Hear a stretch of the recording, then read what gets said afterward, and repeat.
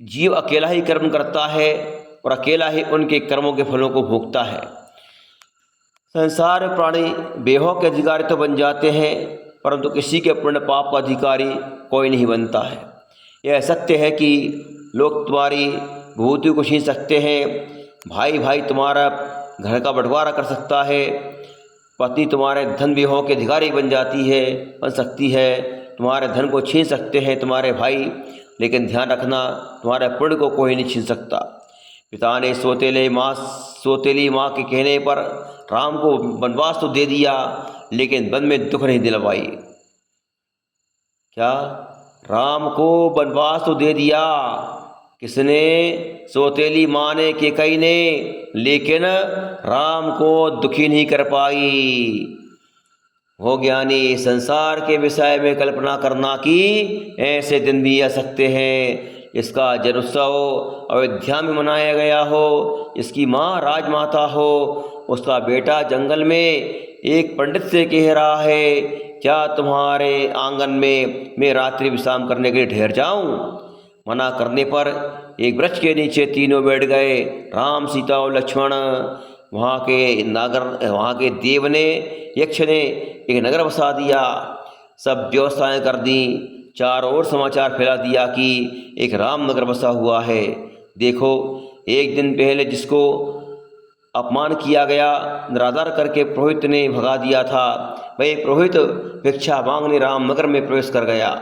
होनहार कुछ ऐसी ही घटी कि सामने से लक्ष्मण भी दिख गए, तो बेचारा पुरोहित कांपने लगा, क्योंकि लक्ष्मण तो क्या स्वभाव से ही क्रोधी थे।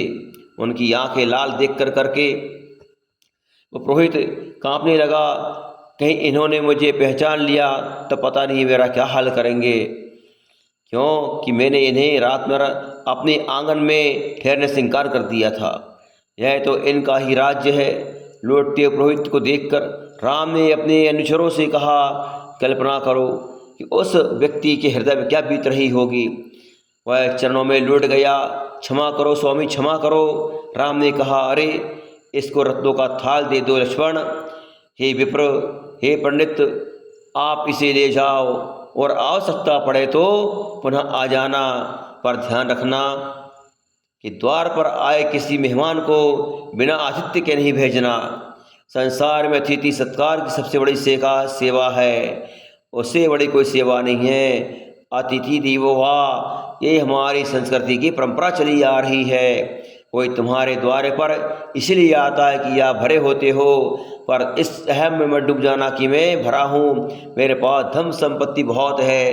तुम्हारे घर में हीरे मोती हैं, लड्डू खाते हो, छप्पर भोग करते हो, इससे तुम्हारी पहचान नहीं होती। बंधु, ध्यान रखना, यदि अतिथि इसका सत्कार नहीं किया, तुम्हारे दर पर कोई आ गया और वह भूखा चला गया, तो समझ लिया कि तुमने जीवन में कुछ भी नहीं किया। क्यों? क्योंकि अतिथि देवो भव, अतिथि क्या है? हमारी संस्कृति में भगवान की संज्ञा दी गई है उसे।